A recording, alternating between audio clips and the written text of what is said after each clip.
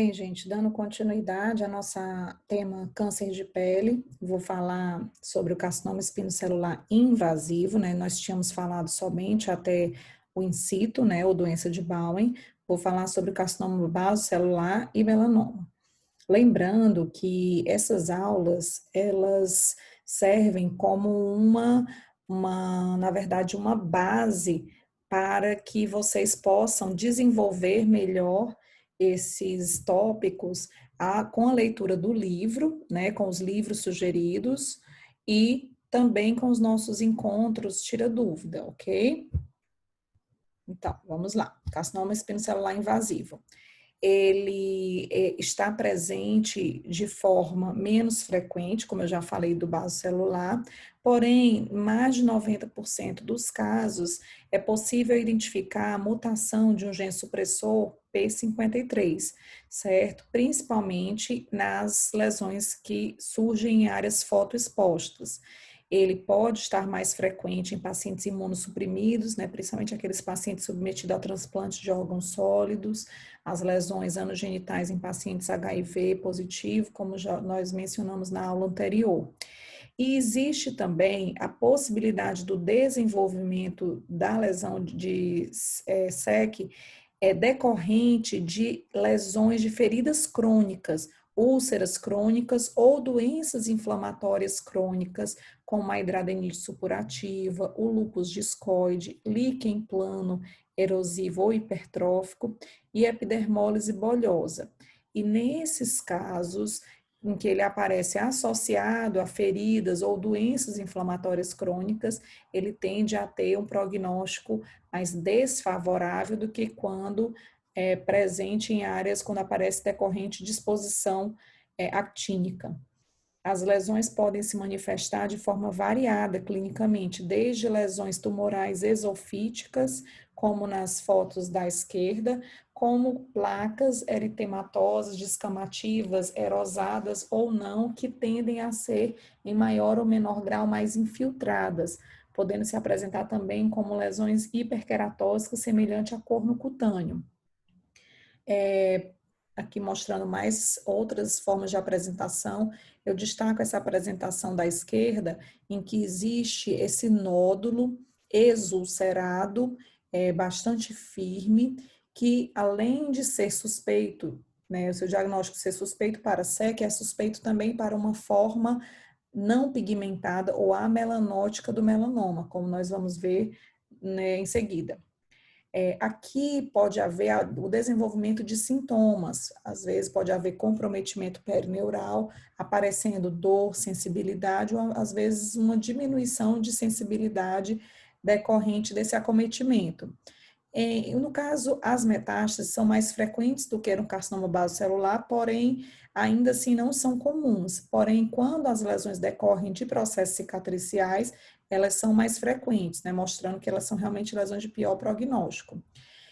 A gravidade do quadro vai depender não só do diâmetro, como a presença, a localização e as características de alto risco. Quais são essas características? Se a lesão é profunda, em termos absolutos, ou atinge um maior número de nível de Clark, eu vou já explicar o que é isso, se existe invasão perineural, a localização, principalmente em região H da face, né, orelha ou lábio e nariz, e se existe um grau pobre de diferenciação, que é o nível de Clark. É o nível que essa lesão atinge quando comparada com a camada da pele que ela atinge a sua maior profundidade. Por que isso é importante? Porque a espessura da pele não é a mesma em determinadas topografias. Por exemplo, no dorso vai ser diferente do que a espessura na face. Então, uma lesão de 1 milímetro na face, ela tem uma maior chance de atingir profundidades maiores em termos de atingir vasculatura mais profunda do que, por exemplo, uma lesão no dorso, ok?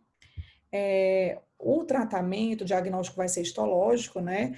E o tratamento, ele vai ser, de preferência, feito por excisão cirúrgica, quer seja convencional ou cirurgia micrográfica, em que o tumor, a lesão, ela é analisada no momento da retirada para avaliação das margens e profundidade, certo? Quando de forma convencional, deve-se optar por uma margem clinicamente visível de 5 a 6 milímetros. Quando não é possível o tratamento cirúrgico, aí sim pode-se optar por outros métodos, como já mencionamos, para o tratamento da queratose actínica e do carcinoma in situ, certo? Quando existe o acometimento local, invasivo ou à distância, pode-se lançar mão de radioquimioterapia e muitas vezes em pacientes de alto risco é necessário também, após a retirada de uma primeira lesão, diminuir o risco de lesões subsequentes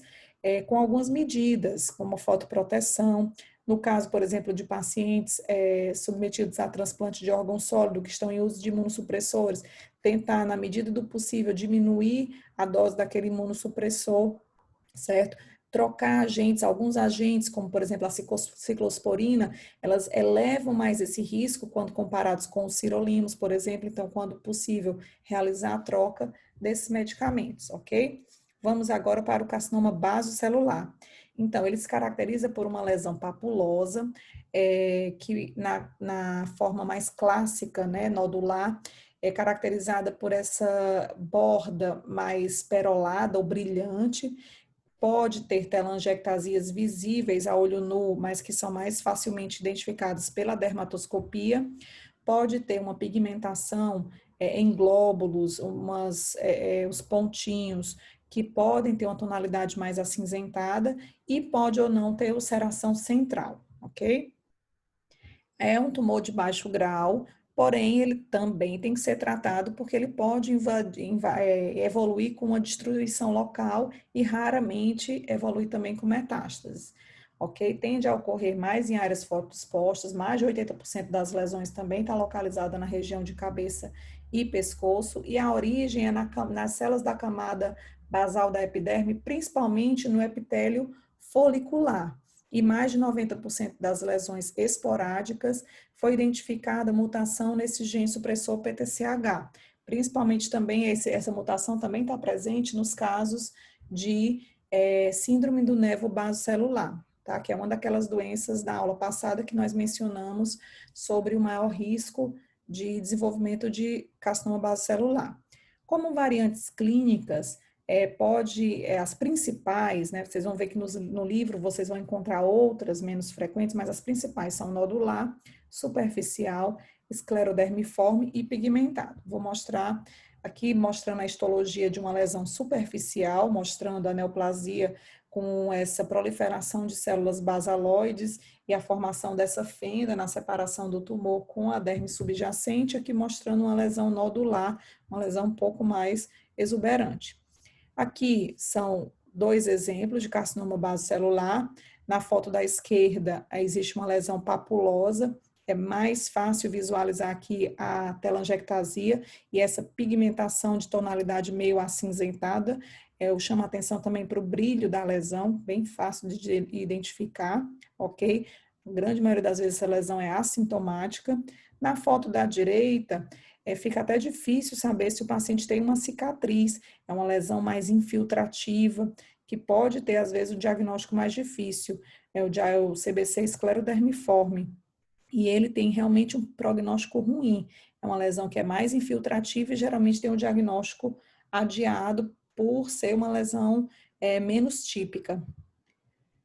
No caso dessas duas fotos, aqui são exemplos de CBC superficial na foto da esquerda e um CBC pigmentado na foto da direita. Chama atenção para o brilho dessas lesões, né? Na foto da pigmentada, inclusive, tem uma regiãozinha de uma exulceração central com crosta hemática. Então, uma vez dado o diagnóstico histológico, tá? Nem sempre é necessário o diagnóstico histológico, pode ser realizada a excisão quando a lesão é muito típica, não é numa área em que fazer já a retirada com margens vai ter um impacto, né, ou não há nenhuma dúvida diagnóstica, pode ser realizada a retirada, né, a excisão primária, com margens de 4 milímetros, tá? Ou pode ser também realizada a cirurgia micrográfica de Mohs para lesões com maior chance de recorrência, lesões mais infiltrativas, como no caso do CBC esclerodermiforme, lesões grandes, ok? E somente naqueles casos em que não é possível clinicamente, ou o paciente não deseja a realização do procedimento cirúrgico, é que pode ser oferecido outras modalidades terapêuticas. O Vismodegib, ele vai agir, ele é uma terapia-alvo que vai ter ação naquele gene PTCH, certo? Na proteína que é formada por aquela mutação, e ele é usado no tratamento da síndrome do nervo basocelular, bem como em lesões avançadas, certo? Lesões metastáticas, doença metastática ou agressiva, ok? Vamos então agora para melanoma. Melanoma, apesar de não ser a neoplasia cutânea mais comum, mas ela é definitivamente a mais grave, que é responsável por o maior número de mortes por câncer de pele, ok? Ela acontece de forma mais comumente em áreas de exposição intensa e episódica, porém existe um fator genético muito mais importante aqui, certo? E a maioria das lesões ocorre de novo e não secundário à transformação de lesões névicas, como muitas pessoas acreditam, tá? Aqui é só um gráfico mostrando que a mortalidade, ela permanece estável apesar do aumento da incidência. E quais são os principais fatores de risco? Além dos fatores genéticos, né? Então, história familiar positiva, pele clara, com tendência à queimadura, cabelo ruivo, doenças em que existe um defeito no reparo do DNA, como o xeroderma pigmentoso. Fatores ambientais também são importantes, como a exposição UV intensa e episódica e aguda, como nós mencionamos, levando à queimadura, principalmente. Imunossupressão, também importante, tá? E os fenótipos. Pacientes que têm múltiplos nevos, principalmente os pacientes que têm nevos melanocíticos atípicos, eles têm sim um maior risco relativo de desenvolver um melanoma, bem como pacientes que têm múltiplas lesões de exposição solar, ok? E esse risco ele vai sendo aditivo. Aqui é mostrando que, dependendo do subtipo do melanoma, que nós vamos já ver clinicamente como que são as manifestações, existem alterações genéticas específicas, e isso vai auxiliar em terapias-alvo que estão hoje disponíveis para a doença avançada. Então, avaliando uma lesão melanocítica, né, pigmentada, podemos usar esse acrônimo, né, ABCDE, para identificarmos características clínicas de alto risco diagnóstico, para suspeita diagnóstico. Essas alterações não são de prognóstico.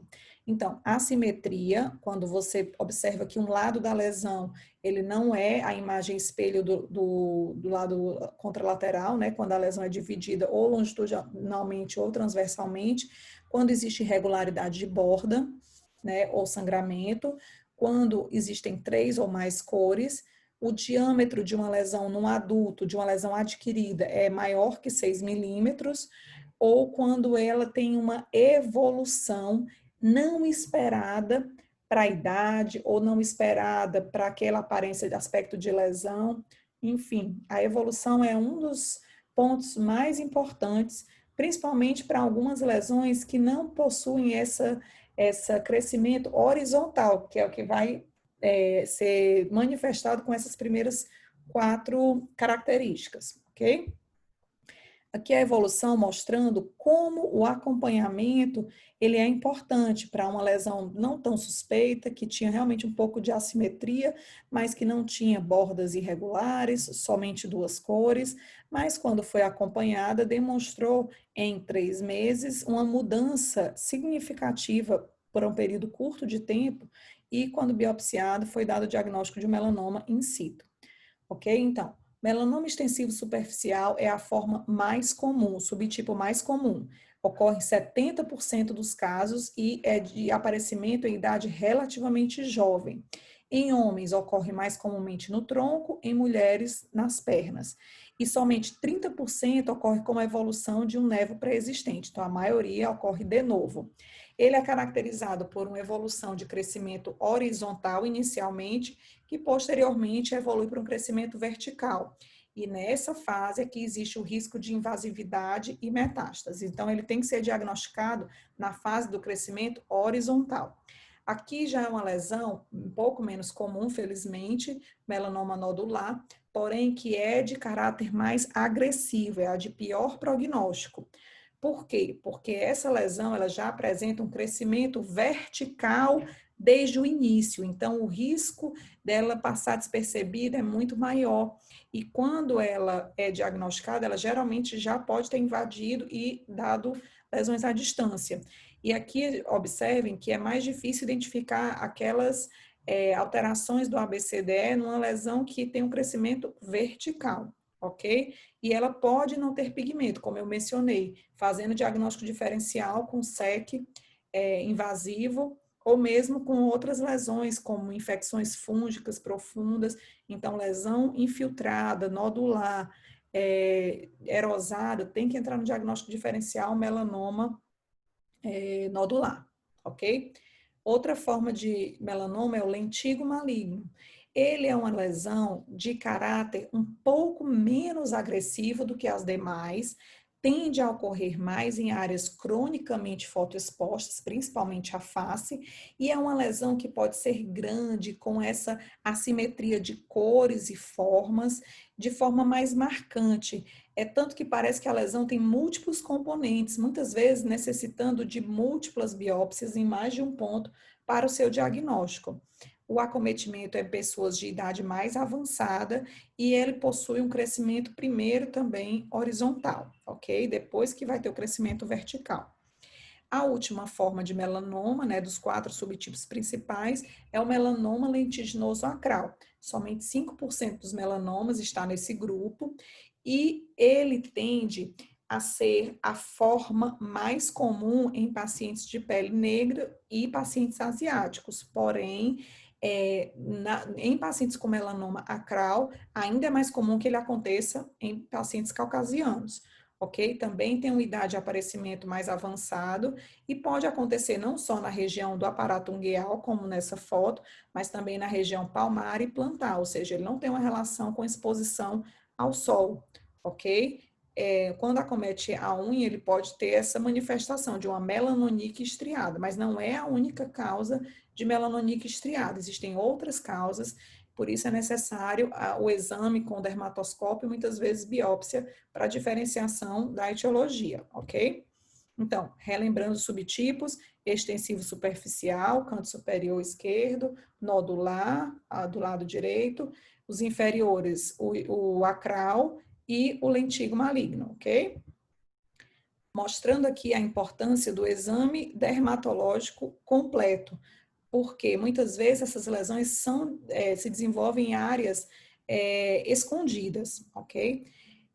O fator determinante de prognóstico mais importante é a espessura de Breslow, a espessura em milímetros absoluta, certo? Por isso é muito importante que desde o início a lesão seja, quando possível, excisada completamente, para que essa maior extensão, maior comprimento em profundidade da lesão seja determinado, ok? Mostrando aqui como é o histopatológico, mostrando aqui ninhos de células atípicas, aqui nesse grau, nesse aumento, não é possível ver mitoses ou características mais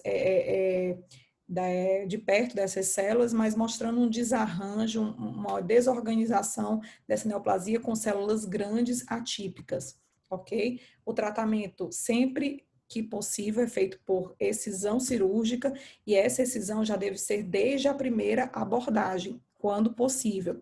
Porém, as margens na primeira retirada, elas têm que ser margens de 1 a 3 milímetros.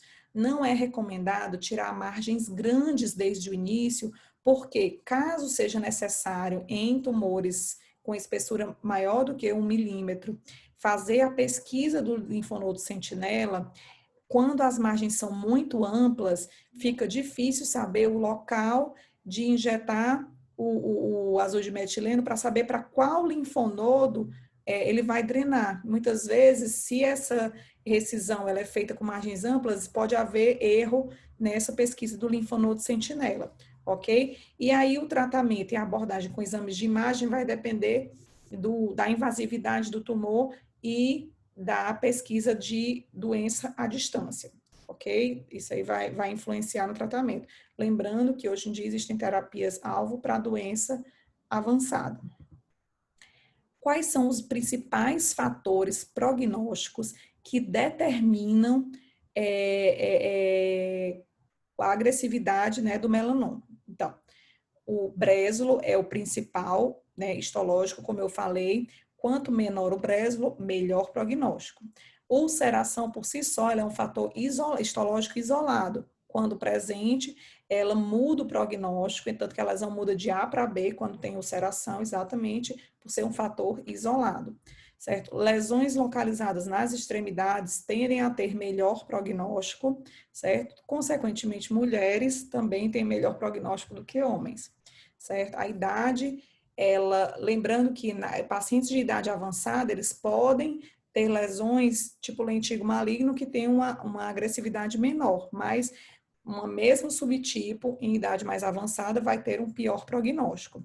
Obviamente, quando existe acometimento de linfonodos e metástase, o prognóstico vai ser pior, ok? Obrigada.